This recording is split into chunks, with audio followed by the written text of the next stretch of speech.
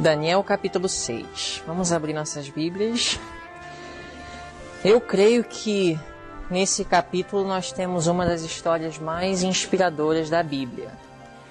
E também uma história que esboça alguns dos princípios mais importantes que a palavra de Deus nos apresenta. É um bom capítulo para estudar o que é e o que não é liberdade religiosa. Eu entreguei para vocês uma folha que tem dois lados. Um lado fala sobre a democracia e a monarquia. Vamos compreender um pouco a diferença entre esses dois sistemas de governo. E também outro lado que fala sobre os direitos e limites do governo, muito importante. E esse governo se refere ao Estado político ou às autoridades civis, mas os mesmos princípios se aplicam a qualquer tipo de governo, liderança eclesiástica, familiar, institucional, etc. Assim como Daniel 3, Daniel 6 também tem um paralelo com Apocalipse 13. Nós vamos ver em Apocalipse 13, quando estudarmos, que o poder que nos últimos dias vai estabelecer uma lei que vai afetar o povo de Deus é um poder democrático. Em comparação com o poder no livro de Daniel, que estabeleceu leis contra o povo de Deus, que era um poder monárquico. Muito bem, vamos abrir nossas Bíblias em Daniel, capítulo 6, verso 1, versículo 1. E pareceu bem a Dário, o Medo. Dário era rei dos Medos, ele era tio de Ciro, rei da Pérsia. Ambos estiveram juntos na conquista, no ano 539. Então aqui provavelmente nós estamos bem no início do reinado de Medo-Pérsia. Dário estava no trono. Dário viveu 2 anos depois da conquista de Babilônia. Ok? Dário viveu mais ou menos 2 anos. Então é um período entre 539 e 537, mas concluímos que provavelmente é bem no início, porque aqui fala sobre o que aconteceu logo na organização do Estado da Medo-Pérsia. Então, pareceu bem a Dário constituir sobre o reino da Medo-Pérsia 120 príncipes que estivessem sobre todo o reino. Então, Dário estabeleceu 120 príncipes que poderiam governar as 120 províncias do reino. Verso 2. E sobre eles, sobre os 120, 3 presidentes, dos quais Daniel era um, aos quais estes príncipes dessem conta, para que o reino não sofresse dano.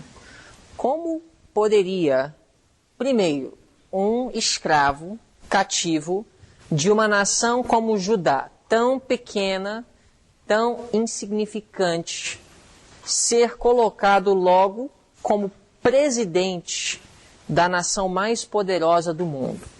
Muitas coisas estariam contra tal ação. Ele estava em Babilônia, ou seja, inimigo de Medo-Pérsia, já seria um motivo para não colocar Daniel como presidente. Outro, ele vinha de onde? De Judá. Algo, não sabemos o que, porque a Bíblia não relata, a não ser o fato de que Dário encontrou em Daniel um espírito diferente. É a única coisa mesmo que a Bíblia relata. Mas incrível o que Deus pode fazer com os seus fiéis. Isso não deve escapar nossa percepção. O céu realmente é o limite para qualquer obra que queiramos fazer para Deus, não existem limitações financeiras, não existem limitações humanas que possam impedir que a vontade de Deus seja cumprida na vida de alguém que se coloca inteiramente em suas mãos. Não existe. Daniel não tinha que ser presidente de Medo-Pérsia. Ele já tinha mais ou menos quantos anos? 84. Ele já estava além da idade de aposentadoria. Outro fator que deveria ter impedido que ele fosse promovido em Medo-Pérsia. Ele foi colocado como um dos 3 presidentes para os quais os 120 príncipes prestavam contas. Isso é um fato extraordinário. 120 príncipes que eram os governadores das determinadas províncias de Medo-Pérsia. Daniel era um dos 3 que eram os líderes dos 120. Então, muito interessante como Deus trabalhou. Por quê? Por causa da fidelidade de Daniel. Daniel 1:21, o que ele disse? E eu permaneci, ou Daniel permaneceu até o 1º ano de Ciro. Verso 2, aos quais estes príncipes dessem conta para que o reino não sofresse dano. Como deve ter sentido os príncipes? Talvez os presidentes nem tanto, que eles já estavam naquele cargo elevado. Com certeza, quem seriam os próximos presidentes seriam alguém entre os 120 príncipes. Como deve ter sentido esses 120 príncipes? Um desses 120 deveriam estar na posição de Daniel. Quem é esse Daniel que o nosso rei colocaria acima de nós? Como eles devem ter se sentido invejosos? Aquele espírito de Lúcifer atuando em seus corações, preparando os laços para que Daniel tropeçasse. Então mesmo Daniel sobrepujou a estes presidentes e príncipes, porque nele havia um espírito excelente, e o rei pensava constituí-lo sobre todo o reino. Então, a única explicação que a Bíblia nos dá para este mistério, que mistério? Como alguém como Daniel poderia ocupar um cargo tão elevado na nação mais poderosa do mundo? A única explicação é que nele havia um espírito excelente. Só gostaria de lançar uma pergunta a vocês. Existe em você um espírito excelente? Existe em você um espírito excelente? Daniel tinha outras qualificações, não tinha? Ele era inteligente? Ele era bom administrador, ele tinha habilidades sociais, ele sabia lidar com gente, ele tinha graça aos olhos humanos, nos homens, sim. Mas aqui a Bíblia fala que é porque nele havia um espírito excelente. Ou seja, em outras palavras, Daniel ele refletia o caráter de Cristo. O Espírito de Deus habitava em seu coração. Quando outros olhavam para ele, ele demonstrava Cristo. Nós podemos ver em várias ocasiões no livro de Daniel, nas histórias, o caráter de Cristo. Lembra quando ele interpretou o sonho de Nabucodonosor? Aí ele logo disse, não mate os sábios de Babilônia. Isso foi amor abnegado, desinteressado pelo próximo. E muitos outros atributos que ele revela em seu caráter, que são iguais ao de Cristo. Mas, verso 4, o espírito de Caim, o espírito de Acabe, o espírito dos fariseus e dos saduceus contra Jesus, operou nesses presidentes e príncipes. Então os presidentes e os príncipes procuravam achar ocasião contra Daniel a respeito do reino. Então, antes de qualquer coisa, qual foi a primeira forma de conseguir acusar Daniel? Algo que tinha a ver com o seu trabalho. Será que ele usa métodos ilegais para fazer o seu trabalho? Será que Daniel ele oferece propina para conseguir as coisas mais fácil? Será que ele desonestamente embolsa uma parte de recursos que são do reino para uso pessoal? Será que Daniel ele fala a verdade em tudo? Será que Daniel ele não explora os inocentes? Será que Daniel ele realmente é um homem de integridade? O que poderia ser encontrado contra Daniel? Eles buscaram. Encontraram alguma coisa? Verso 4 diz assim: mas não podiam achar ocasião ou culpa alguma. Mais uma vez eu faço uma pergunta. Se alguém te seguisse o dia inteiro, hoje, amanhã e depois de amanhã, será que no domingo essa pessoa poderia dizer a respeito de João: o João não tem culpa alguma. Michel não tem culpa alguma. Jacó não tem culpa alguma. Será que isso seria verdade a seu respeito? Não estamos nem falando de caráter.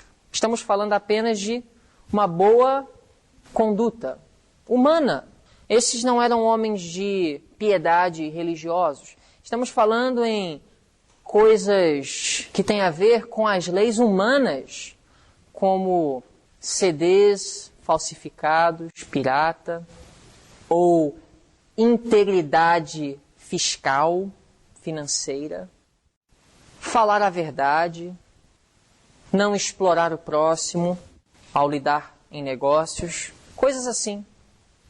O trabalho que fazemos, somos só trabalhadores quando o supervisor está perto, ou somos um só em todos os momentos? Já pensou se eles estivessem espiando Daniel e eles descobrissem que Daniel ele só trabalhava quando Dário estivesse observando? Mas fora da presença de Dário, Daniel ficava mais à vontade. Será que se eles tivessem percebido isso, poderia ser dito nas Escrituras que não encontraram nele culpa alguma? O que vocês acham? Então isso não tem nada a ver nem com a sua religião, a lei de seus deuses, princípios, caráter moral, não. Só no que diz respeito ao reino. Porque não encontraram coisa alguma? Porque ele, Daniel, era o quê? Fiel. E não se achava nele nenhum erro, nem culpa. Será que eles buscaram com bastante cuidado? Eu creio que sim. Eu acho que aqui nós temos uma lição. A última geração, ela, além de fazer uma demonstração para o universo que a lei de Deus pode ser guardada, antes disso, é uma geração que demonstre fidelidade nas coisas pequenas. Deus ele precisa de jovens nesses últimos dias como Daniel. Que Daniel já é velho, mas na velhice nós apenas vamos revelar o caráter que nós desenvolvemos na juventude. Na velhice o caráter não se desenvolve, ele apenas se manifesta. É verdade que alguns podem até no final de suas vidas se salvarem, mas a sua utilidade foi perdida.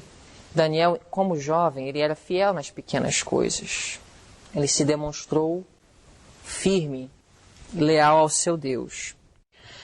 Agora, aqui está a lição para a última geração. Sendo que em nada Daniel podia ser acusado, nada. Verso 5. Então estes homens disseram: nunca acharemos ocasião contra este Daniel, se não a acharmos contra ele na lei do seu Deus.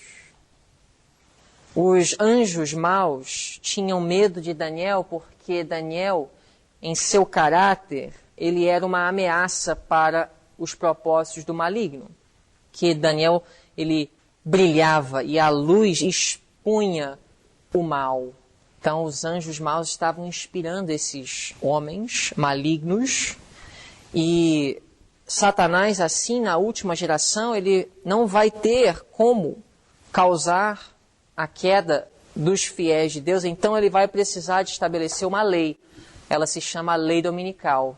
A lei dominical vai ser a tentativa final de Satanás para conseguir mostrar para Deus e para o universo que é impossível guardar a lei.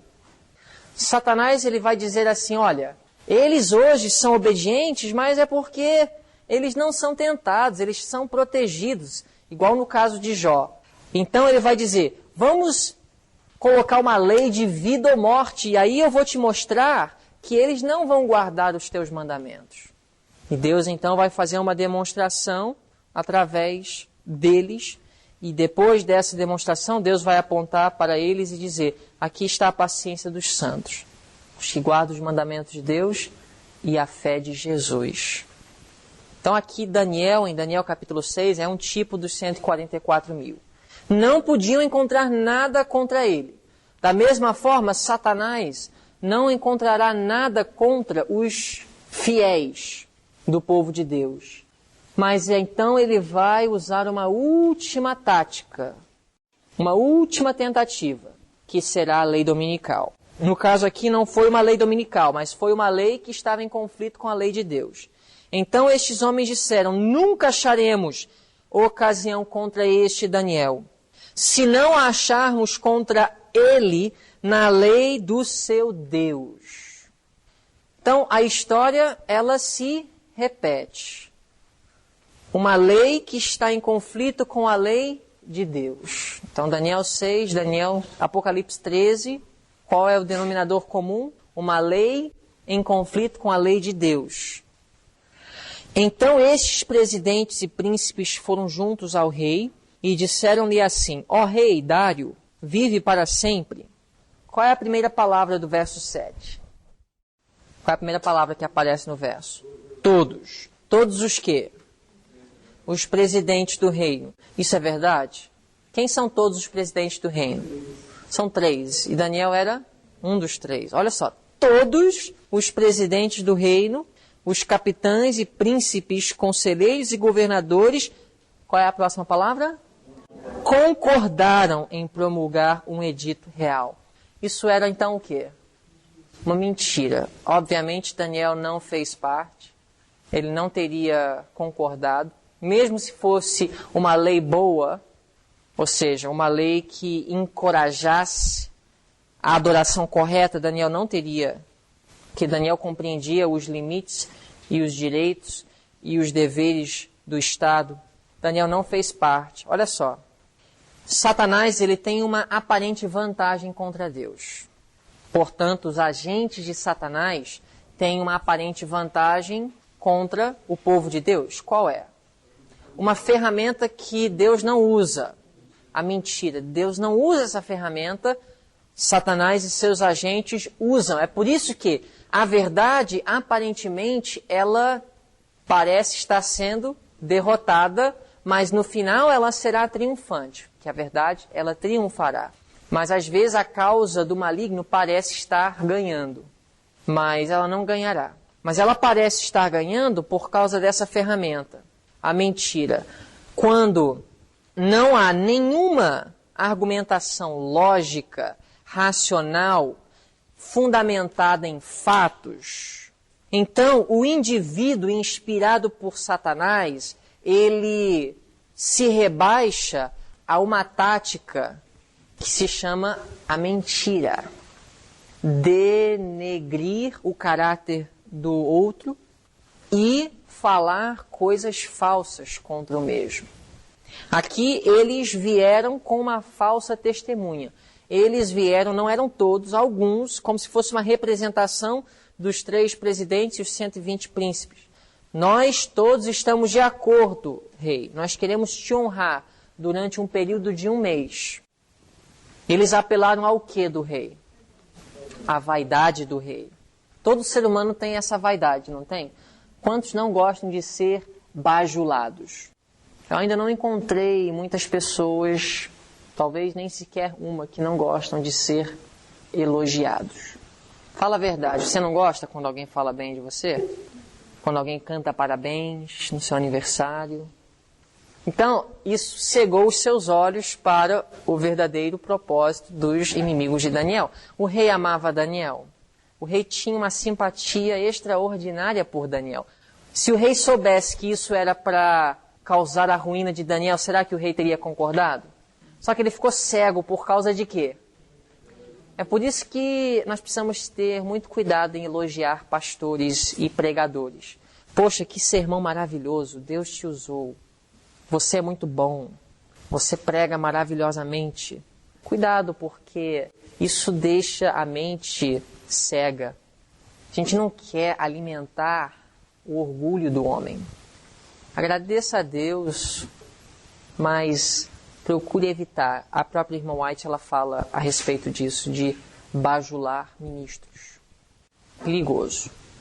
Dê glória a Deus, reconhecendo que foi Deus que o inspirou, e tente não mencionar a ele ou a ela que ela cantou bem ou pregou bem. Poxa, você toca lindo. Eu sei que parece ser radical, mas não é o melhor. Até mesmo para as crianças não é o melhor. E a irmã White, ela fala a respeito disso também. A criança, ela não deve ser bajulada. Nós não queremos alimentar nelas, nem nos jovens, o orgulho. Não é saudável espiritualmente falando.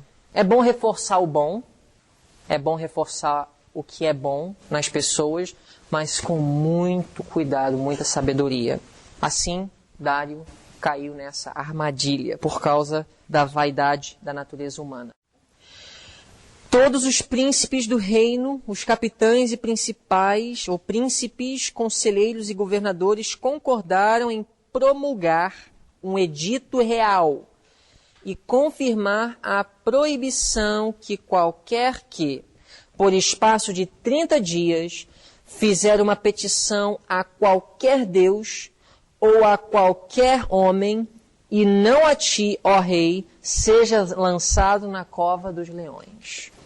Agora, pois, ó rei, confirma a proibição e assina o edito para que não seja mudado conforme a lei dos medos e dos persas, que não se pode revogar. Babilônia tinha uma característica semelhante ao papado. Qual era? Intolerância religiosa. É interessante que Medo-Pérsia não tinha. Essa lei, ela era uma lei muito contrária ao sistema de Medo-Pérsia. Só para vocês terem uma ideia, Ciro, ele era conhecido como um rei que respeitava a religião de outras nações. Ele reconstruía templos de outras nações. Inclusive, ele foi o rei através do qual Deus deu ordem para libertar Judá, para que voltassem à sua terra para reconstruir o seu templo. Ciro, rei da Pérsia. Então, Medo-Pérsia não tinha essa característica de intolerância religiosa, mas Medo-Pérsia tinha outra característica semelhante ao papado. Alguém sabe qual é? Pensem. Infalibilidade. Infalibilidade. Era uma filosofia Medo-Persa. A palavra do rei não pode ser o quê? Revogada. Ou seja, o que ele falou está certo. Não há como mudar. O papado tem esse pensamento, né? Se veio do Papa, é infalível. Vocês lembram, não sei se vocês já estudaram Apocalipse 13, nós vamos ver isso com mais calma. Em Apocalipse 13, descrevendo o animal que surgiu do mar, ele tinha características de todos os animais de Daniel 7, que são os 4 reinos, Babilônia, Medo-Pérsia, Grécia e Roma pagã. Isso nós vamos ver depois com mais calma. Mas já vocês, tendo estudado Babilônia e Medo-Pérsia, já dou para vocês um vislumbre. Medo-Pérsia, infalibilidade. Então esses homens maus, esses conspiradores, eles apelaram à vaidade do rei e sugeriram, lógico, que a lei fosse segundo o costume dos medos e dos persas, que não se muda o que sai da boca do rei, que seja assinado por ele mesmo. Verso 8. Agora, pois, ó rei, confirma a proibição e assina o edito para que não seja mudado, conforme a lei dos medos e dos persas, que não se pode revogar. Por esta razão, o rei Dário assinou o edito e a proibição. Daniel não estava ciente. Se ele tivesse ciente, ele teria intervindo. No verso 10, um dos textos mais lindos do capítulo. Então Daniel, quando soube que o edito estava assinado. Então, quando Daniel ficou sabendo da estratégia, já estava o quê? Assinado. Ele entrou em sua casa. Ora, havia no seu quarto janelas abertas do lado de Jerusalém. Era costume, oração 3 vezes ao dia, virado para Jerusalém. E 3 vezes no dia se punha de joelhos e orava e dava graças diante do seu Deus, como também antes costumava fazer. Não foi um afronto. Não era que Daniel agora ia abrir as janelas porque esse edito foi feito. Não, ele já tinha esse costume. Já era conhecido esse costume. E então ele apenas continuou fazendo o que ele antes fazia. Ele desconsiderou o edito do rei. Ele disse: Senhor, tu sabes todas as coisas. Eu não tive oportunidade de intervir na situação. Eu sei que o certo é este.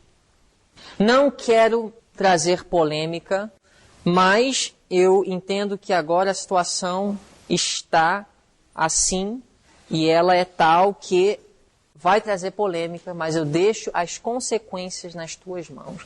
Imagina, fornalha de fogo em Daniel 3. Agora, cova dos leões. Qual dos dois você prefere? Qual dos dois é mais atrativo? Qual dos dois, se você tivesse que escolher entre um e outro, você escolheria? No verso 10, nós acabamos de ler que Daniel, ele não ocultou seu ato de orar 3 vezes por dia. Mesmo depois que essa lei foi colocada. Por que Daniel não procurou ocultar seu ato? Ellen White fala em Profetas e Reis 542. Embora soubesse muito bem as consequências de sua fidelidade a Deus, seu espírito não vacilou. Antes, os que estavam tramando a sua ruína, ele não permitira sequer a aparência de que sua ligação com o céu estava interrompida. Não é suficiente nós sermos compreendidos. É importante também nós não sermos mal compreendidos. Nós precisamos dar um fiel testemunho de que nós somos. Assim como não seria correto, mesmo se fosse uma carne apropriada e limpa, Daniel ter comido, mas por ela ter sido sacrificada a ídolos, teria dado a conotação que ele estaria fazendo o quê? Homenagem aos deuses de Babilônia. Então, era outro motivo para ele não comer, além da questão de saúde. Se ele tivesse fechado as suas janelas, ou se ele não tivesse feito o que era já normal, ele teria dado uma aparência de que sua ligação com o céu estava interrompida. Ele estaria aparentando que ele foi intimidado pela lei e deixou de adorar o seu Deus. Não podia. Além disso, e esse eu não quero que vocês percam. Olha só. Eu vou ler, está em Profetas e Reis 542. Em todos os casos onde o rei tivesse o direito de ordenar, Daniel obedeceria. Mas nem o rei, nem o seu decreto poderiam fazê-lo desviar de sua obediência ao Rei dos Reis. Assim ousada, embora quieta e humildemente, o profeta declarou, através da ação de abrir as janelas e orar ainda 3 vezes por dia, assim o profeta declarou que nenhum poder terreno tem o direito de interpor-se entre a alma e Deus. Nenhum poder terreno tem o direito de interpor-se entre a alma e Deus. Isso abrange poderes políticos e religiosos, até mesmo uma autoridade estabelecida por Deus, como a da nossa própria igreja.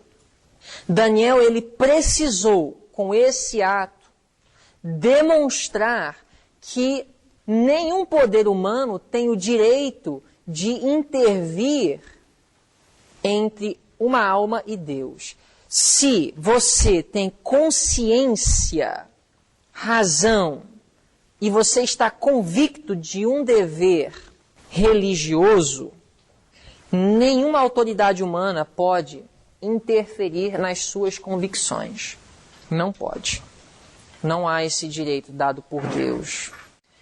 E se Daniel tivesse ocultado seu propósito, ele estaria consentindo, escutem bem, Daniel estaria consentindo que sim, Dário tem esse poder. Existem algumas questões que são entre a alma e Deus. Mas aí você diz, então a igreja não deveria estipular se eu devo ou não devo usar joias. Se a igreja não tem autoridade de intervir entre a alma e Deus. Não, não é isso. A igreja ela tem o dever e a responsabilidade, sim, de ensinar de acordo com a Bíblia as normas cristãs e ajudar os membros a andar em harmonia com os mesmos. Agora, o membro deveria ter o direito de escolher se ele vai ou não vai fazer parte daquela igreja, sim ou não. A igreja ela tem o direito de dizer, olha, para fazer parte dessa igreja, você precisa se adequar a determinados ensinamentos. Por exemplo, você não deve trabalhar no sábado. Se todos os irmãos da igreja sabem que você está abrindo sua loja aos sábados, a igreja ela tem o direito sim de fazer o quê?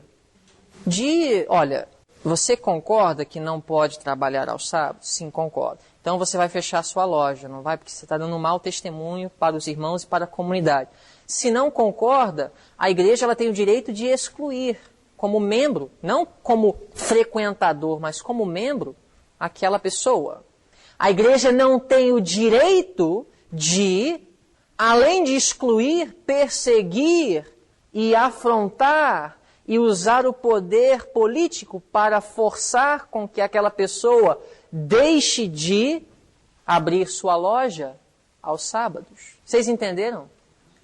A igreja, ela sim tem uma esfera de autoridade, só que ela precisa se limitar aos parâmetros que Deus mesmo estabeleceu, ela não pode ir além daquilo. E o problema com o papado é este. Foi além dos seus limites para forçar suas dogmas. Dário estava agindo aqui, neste momento, ultrapassando os seus limites como monarca. Deus que permitiu que Dário fosse rei de Medo. Só que Deus dá a todo monarca um parâmetro, uma limitação. E é agora isso que eu quero ver com vocês. Os direitos e limites do governo. Primeiro eu quero falar a respeito de duas autoridades. Dois tipos de autoridade. Existe a autoridade imposta e a autoridade conquistada. Para simplificar, a primeira, a autoridade imposta, é a autoridade que eu vou tomar para mim mesmo, independentemente do que pensam as pessoas, os súditos, os quais eu governarei. Eu vou tomar o lugar de rei ou de governador, ou seja lá o que for. A autoridade conquistada é a posição de autoridade adquirida e mantida através do reconhecimento e respeito do povo para com a pessoa que governa. Vocês entenderam? No caso, é uma democracia. A autoridade conquistada é assim. Fulano é presidente dos Estados Unidos, não porque ele tomou essa posição para si, mas porque ele foi eleito por um corpo e votado pela maioria para ocupar aquele posto. Então essa é uma autoridade que ele conquista. E para ele permanecer na mesma posição de autoridade, ele precisa ser mantido pelo mesmo povo que o elegeu, ou seja, se ele comete algum crime, o mesmo povo que o elegeu e votou que ele estivesse nessa posição de autoridade pode o tirar. Ou seja, a autoridade não é absoluta. Ela é depositada e confiada à pessoa. Em qualquer posição da obra de Deus, a autoridade precisa ser conquistada e não imposta. Vocês entenderam? A autoridade não é absoluta. Ela deve ser conquistada. As pessoas devem seguir um líder. Por favor, ouçam bem. As pessoas devem seguir um líder. Não pelo cargo que ele ocupa, mas pelo conteúdo do que ele está ensinando. Por favor, não esqueçam disso. Nunca em suas vidas. Um líder não deve ser seguido no que diz respeito a questões espirituais. Nosso dever para com Deus. Questões religiosas. Um líder não deve ser seguido apenas porque ele ocupa uma determinada posição, mas pelo conteúdo que sai de sua boca. Por exemplo, eu sou um líder religioso. Vamos todos pular da ponte para mostrar nossa fidelidade a Deus. Você não deve me seguir porque eu sou presidente. Você deve seguir o que eu falo, por quê? Porque o conteúdo bate com a sua compreensão, sua convicção pessoal do certo e errado baseado na palavra de Deus, entendeu? Então, o líder, ele deve ser seguido não pela sua posição, mas pelo conteúdo. E agora, vamos virar o quadro. O líder só deve esperar que as pessoas o sigam por causa do respeito que ele ganhou e não pelo respeito que ele impôs. Entendeu? E eu queria que vocês todos compreendessem, porque talvez você não vai ser líder, pastor, administrador de nenhum trabalho, mas se você for um dia um marido, você precisa entender isso. Se você algum dia for mãe, você precisa compreender isso. Você não deve, como marido, esperar que sua esposa faça o que você falou só porque você é o marido e ela é a esposa. É por causa do conteúdo, da lógica do que você está pedindo. Vocês estão entendendo? Eu já ouvi muitos homens dizerem: nós devemos fazer assim porque eu sou o homem. Sabe o que é isso? O catolicismo enraigado no coração dessa pessoa. É nada mais, nada menos do que o catolicismo. Cristo é assim com a igreja? Se Cristo não é assim com a igreja, por que o marido deveria ser assim com a mulher? Como é que Cristo ganha o coração da igreja? Através da força ou através da influência, do amor? Da mesma forma, então, qualquer autoridade, qualquer posição de autoridade deve ser por conquista, não por imposição. Vocês estão compreendendo? Muito bem. Os direitos e limites do governo. Não há dúvida de que a palavra de Deus, ela deixa bem claro. Vocês podem ler Romanos 13, 1 a 7, 1 de Pedro 2, 13 a 15. Devemos ou não obedecer às leis dos homens? Sim ou não? A palavra de Deus é claríssima. Paulo e Pedro e outros apóstolos deixam isso claro. Agora tem um porém. Qual é o porém? Atos 5, 29. Pedro, João, Tiago disseram assim: mais importa obedecer a Deus do que os homens. Ou seja, a autoridade humana, ela só tem valor para nós quando essa autoridade não esteja em conflito com um claro assim diz o Senhor. Está claro isso? Devemos ou não devemos seguir a autoridade humana? Sim. Então, se o marido falar para a mulher, você tem que ir para a igreja comigo no domingo, e ela tem convicção de que o sábado é o dia do Senhor, qual autoridade deveria ter a supremacia em sua vida? A do marido ou a de Deus? A de Deus. Isso precisa ficar claro. Se você não tiver esses princípios bem firmes em suas mentes, você vai receber o sinal da besta. Eu não tenho como falar de forma mais clara para vocês. Se esses princípios do protestantismo não estiverem arraigados no seu coração, você está se preparando para o sinal da besta. Porque os princípios católicos é o que prepara o solo do coração para a implantação do sinal da besta. Você precisa entender que você tem responsabilidade diante de Deus de pensar e decidir por si mesmo. E você será cobrado. E você não poderá dizer no trono de Deus, diante do tribunal de Deus, Senhor, mas eu fiz assim porque o meu líder religioso me ensinou assim. Eu fiz assim, Senhor, porque o meu marido não deixava. Deus, ele não vai aceitar tais desculpas naquele dia. Então vamos pensar aqui e analisar juntos. Um governo legítimo tem as seguintes responsabilidades: proteger seus cidadãos contra a violência, sim ou não? Claro. Proteger seus cidadãos contra a exploração, sim, claro. Nós temos leis que estão estabelecidas para proteger-nos da exploração. Importante. Proteger seus cidadãos do roubo. Proteger seus cidadãos contra o falso testemunho. Manter ordem na sociedade. Semáforos, leis de trânsito, são boas ou não? Já pensou se não tivesse essas leis? Como seria? Não daria certo. Facilitar o desenvolvimento da sociedade. Manter liberdade religiosa entre seus cidadãos. Esses são algumas das responsabilidades do governo esboçadas. Exemplos de leis legítimas. Ok? Exigir carteira de motorista. É uma boa lei, sim ou não? Por que é uma boa lei? Porque se a rua tiver por aí um monte de gente que não sabe dirigir, e eu entro no meu carro e estou colocando a minha vida em quê? Em risco. Então é bom que o governo implementa leis que visa proteger os demais, sim ou não? É bom que o governo tem leis assim de licenciamento para operar um restaurante, por exemplo, sim ou não?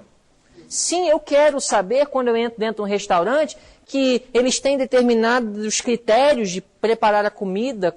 Então, eu quero, isso é bom para mim, isso me protege.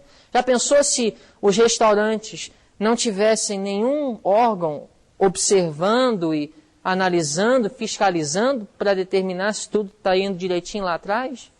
Você coloca a sua própria vida em risco. É bom se o médico for abrir um consultório, que o governo, para permitir que ele abra o consultório, vai garantir realmente que ele é um médico. Senão, vou fazer uma cirurgia ou vou ter uma consulta simples, qualquer, mas com alguém que não tem realmente capacitação para aquilo, eu estou colocando a minha vida em quê? Então tudo isso é o quê? Bom ou ruim? Bom é para fazer o quê? Proteger a sociedade. Pagamento de impostos. É bom o pagamento de impostos? Se não houver corrupção nos líderes, é bom. Mesmo se tiver corrupção, Pedro fala que é bom pagar. Cristo disse, dai a César o que é de César. César era corrupto? Provavelmente. Tinha muita corrupção, nós sabemos, no governo romano. Mas por que serve pagamento de impostos? Para melhorar as estradas, as escolas. Isso, então, o sistema em si é o quê? Bom. Leis de sinalização, leis contra a falsa propaganda, leis de poluição sonora. Ah, mas aqui nós vivemos num país livre, então eu posso colocar, durante a festa junina, minha música alta à vontade. Isso é liberdade religiosa? Não. Por quê? Deixa de ser liberdade quando a sua liberdade, ela infringe na liberdade de outro. Ou seja, eu tenho liberdade sim de escutar a música que eu quiser, mas o meu vizinho tem a liberdade de ter o silêncio. Então, se a minha liberdade está em conflito com a liberdade dele, então deixe de ser o quê? Liberdade. Vocês entenderam? Agora, então, vamos ver alguns exemplos de leis que não são legítimas. Leis contra homeschooling. escola no lar. Que no Brasil nós temos, lamentavelmente. Isso é uma vergonha. O governo se achar no direito de proibir crianças de serem educadas pelos seus pais. Agora, existe fundamento, existe realmente alguns pais que podem ser irresponsáveis na educação de seus filhos. Então, o governo tem que ter alguns parâmetros, alguns critérios. Por exemplo, provas para garantir que a criança realmente está sendo educada corretamente, mas não proibir que os pais tenham direito de ser professores de seus próprios filhos. Isso é uma lei que está em conflito com a vontade de Deus. E apesar de ser contra a lei, se uma mãe tiver que escolher afrontar o governo e educar o seu filho em casa, se ela tiver a oportunidade, eu aconselharia. Porque é algo que Deus aconselha e o governo não tem tal direito. E graças a Deus aqui no Brasil, Deus está trabalhando e abrindo portas para que isso aconteça de forma legal. Porque hoje, pelo menos, um jovem pode fazer um supletivo, que é basicamente o sistema de fazer provas de capacitação para demonstrar que ele realmente está sendo educado. Porque a educação é boa, mas um pai ele tem o direito de dizer, não, eu não quero que meu filho frequente tal escola, eu quero educá-lo. E eu tenho condições de educá-lo e prepará-lo para a vida. Leis contra a promoção da religião. Por exemplo, no Canadá, você não pode pregar um sermão do púlpito, seja lá de qual igreja, contra o homossexualismo. Não pode. Se alguém denunciar e for provado, isso já aconteceu com pastores, ouviram o sermão escrito ou livros publicados que fala contra o homossexualismo, você pode ser processado e pode ter cadeia e multas incríveis. São leis impostas pelo governo. Se chamam leis de tolerância ou leis contra o ódio criminoso.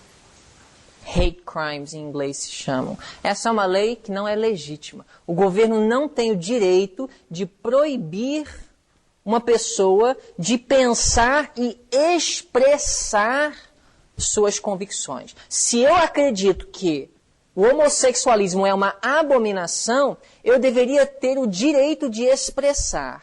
Eles estão dizendo, não, você ao expressar, você está afrontando o outro. E você está ofendendo o outro e, portanto, você está tirando sua liberdade.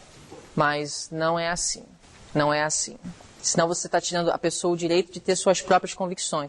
Na realidade, nos Estados Unidos, que talvez é o modelo da liberdade religiosa, se alguém se levantar e disser, eu acho que George Bush não é um bom presidente, ele tem o direito de falar isso. Você acha que no reinado de Nabucodonosor alguém podia se levantar e dizer, o rei Nabucodonosor não é um bom presidente, você acha que ele teria sobrevivido? Essa é a diferença entre uma democracia e uma monarquia. A pessoa deve ter a liberdade de expressar sua mente numa sociedade, suas convicções. Leis contra a guarda do sábado, leis contra o trabalho do domingo, lei contra a idolatria. Tudo isso são leis ilegítimas. Eu não concordo com idolatria, mas eu não concordo também contra leis que proíbem a idolatria. Eu concordo sim com uma lei que proíbe o macumbeiro de poluir o rio. Eu concordo com leis que proíbem o macumbeiro de colocar uma música tão alta que não dá nem para ter um domingo de sossego. Eu concordo com essas leis. Mas eu não concordo com a lei proibir o macumbeiro de adorar. Ele tem o direito de adorar de acordo com as convicções de sua consciência. Desde que sua adoração não polui o rio. Que isso está, então, afetando minha liberdade, desde que a sua adoração não chegue aos meus ouvidos. E essa é a diferença entre isso e a lei contra falar contra o homossexualismo. Eu não estou obrigando o homossexual de vir e me ouvir falar o que eu estou falando. Eu não estou forçando o homossexual de comprar o meu livro, que fala contra o homossexualismo. Eu não estou forçando o homossexual de assistir o meu DVD que fala contra o homossexualismo. Eu não estou o obrigando. Vocês estão entendendo a diferença? E nem estou falando contra ele como pessoa. Estou falando contra um estilo de vida que eu creio, segundo a Bíblia, não é correto. Agora, se ele se ofender, talvez é o Espírito Santo que está tentando convencer daquele mal. Mas, de qualquer forma, eu não estou tirando sua liberdade de ser homossexual. E ele, se ele quiser falar mal da minha religião, eu não vou ficar chateado. Ele pode falar mal da minha religião. Ou seja, ele tem o direito de expressar que o homossexualismo é bom e que a minha religião não é boa, e eu tenho o direito de expressar que sua prática não é aceitável a Deus. Compreenderam? Claro. Vamos então voltar para Daniel capítulo 6. Daniel capítulo 6, versículo 11. Então aqueles homens foram juntos e acharam a Daniel orando e suplicando diante do seu Deus. Então se apresentaram ao rei e, a respeito do edito real, disseram-lhe: porventura não assinaste o edito, pelo qual todo homem que fizesse uma petição a qualquer Deus ou a qualquer homem por espaço de 30 dias, e não a ti, ó rei, fosse lançado na cova dos leões? Respondeu o rei dizendo: esta palavra é certa, conforme a lei dos medos e dos persas, que não se pode revogar. O rei ainda não tinha discernido o propósito. Verso 13. Então responderam ao rei dizendo-lhe: Daniel, que é dos filhos dos cativos de Judá, não tem feito caso de ti, ó rei, nem do edito que assinaste antes 3 vezes por dia faz sua oração.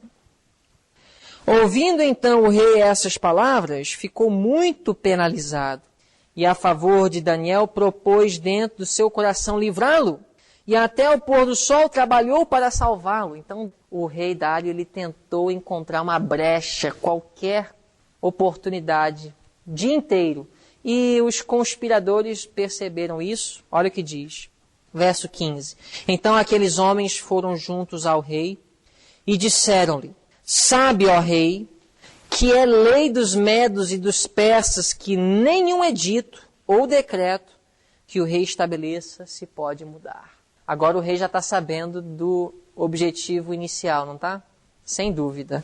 Daniel não teria feito parte de tal desenvolvimento, de tal lei, cuja lei ele estava com o plano de quebrar. Então, verso 16, o rei ordenou que trouxessem a Daniel e lançaram-no na cova dos leões. E falando o rei disse a Daniel: olha só que testemunho Daniel deve ter dado até aquele momento ao rei. O teu Deus, a quem tu continuamente serves, ele te livrará. Isso é fé.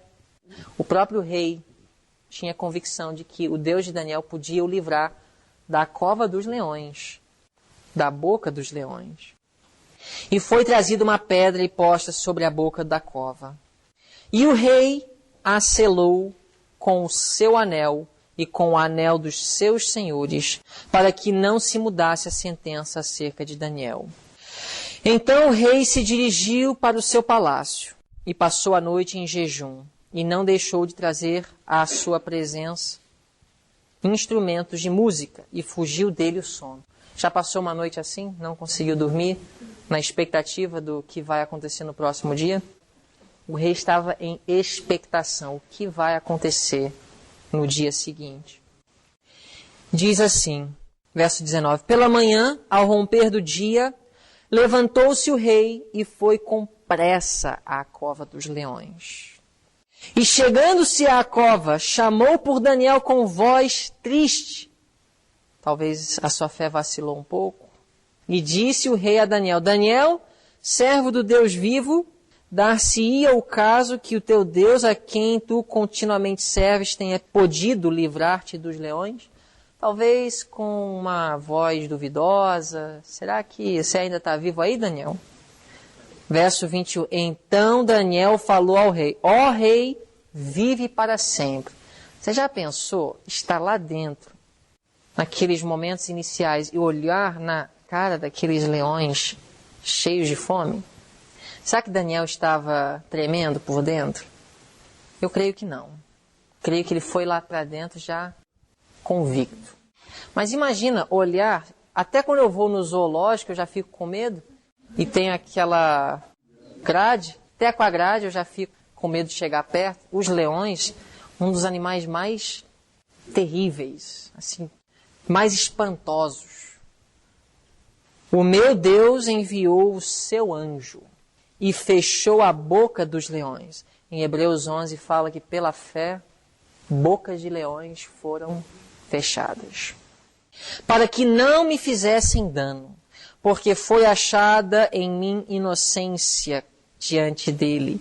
E também contra ti, ó rei, não tenho cometido delito algum. Então o rei muito se alegrou em si mesmo e mandou tirar Daniel da cova. Assim foi Daniel da cova tirado e nenhum dano se achou nele, porque crera ou teve fé no seu Deus.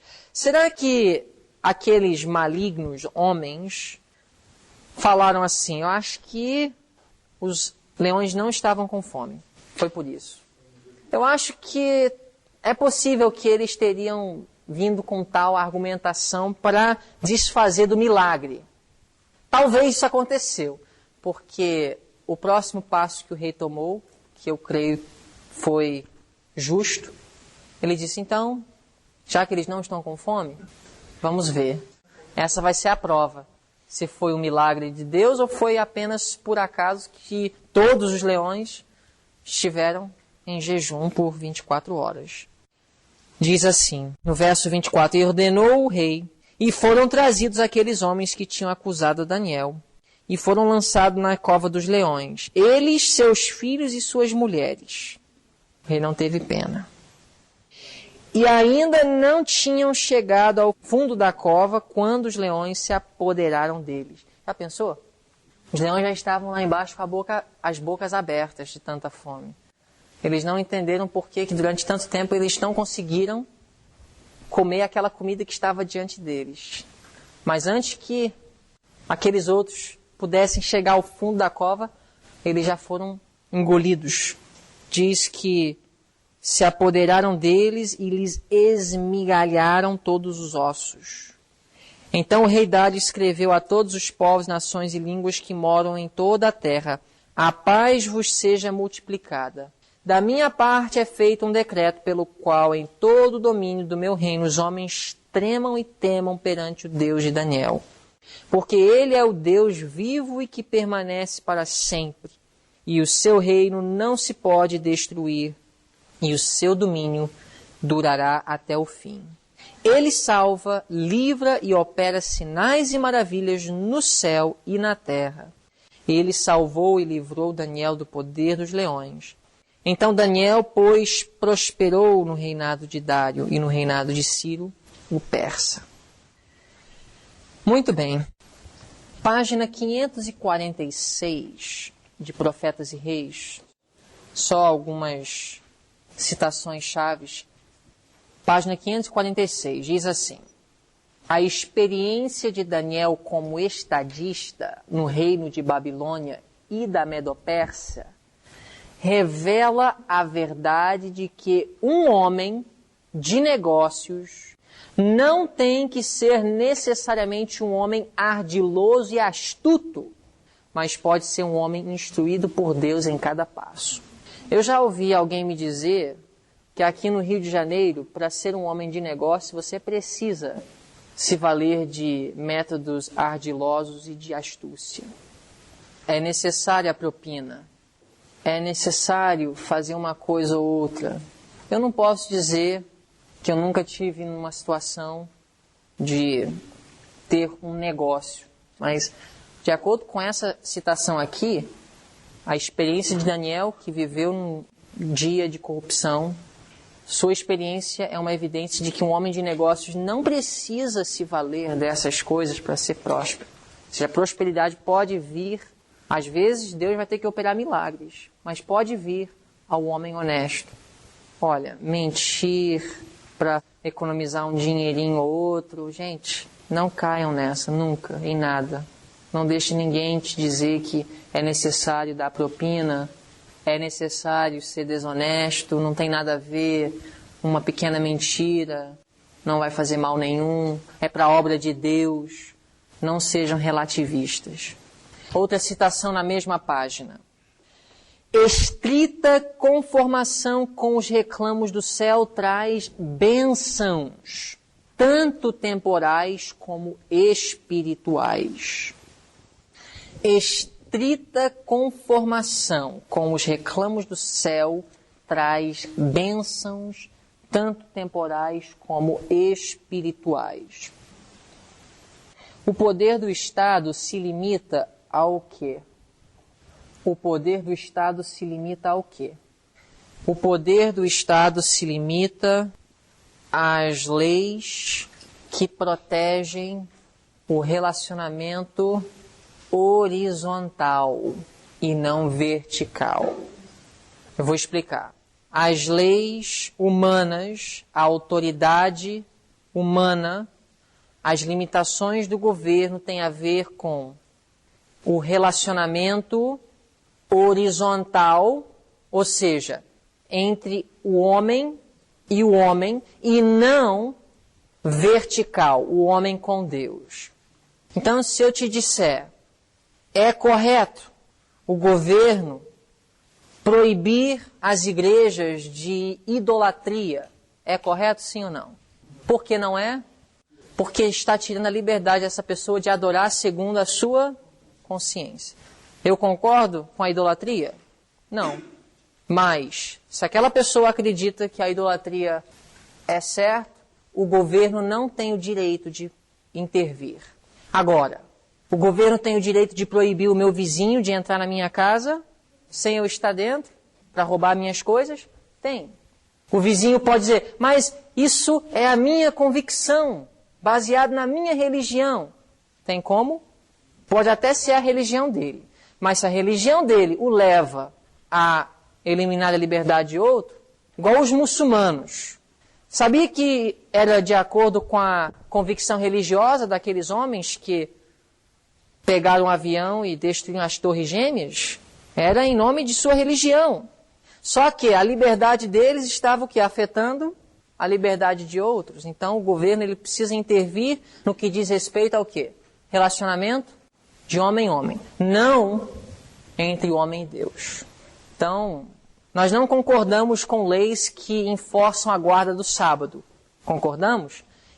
E se o Lula dissesse, todo mundo vai guardar o sábado agora, os adventistas deveriam apoiar essa lei? Não. Igual a A.T. Jones. A.T. Jones disse não. Mesmo se fosse para o dia verdadeiro, eu não concordo com uma lei que força a religião. Então, esse é o poder do Estado. Se limita a isso. Relacionamento horizontal. Então, os primeiros 4 mandamentos, nenhum homem pode enforçar. Agora, os 6, sim ou não? Pode.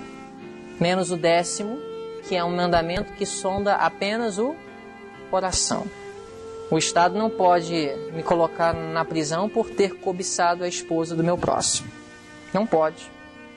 O Estado se limita a o que é ação. Muito bem. Outra pergunta. A aprovação de Deus depende de 2 coisas. A aprovação de Deus depende de 2 coisas. Rejeitar o pecado e fiel cumprimento do dever. Se Daniel tivesse fechado as janelas, ele estaria rejeitando o pecado? Ainda orando a Deus? Sim, ele ainda estaria orando a Deus. Ele não ia orar a Dário. Mas ele estaria deixando de fazer o quê? Cumprir o dever, cujo dever nós já mencionamos. Por que Daniel não podia ocultar sua prática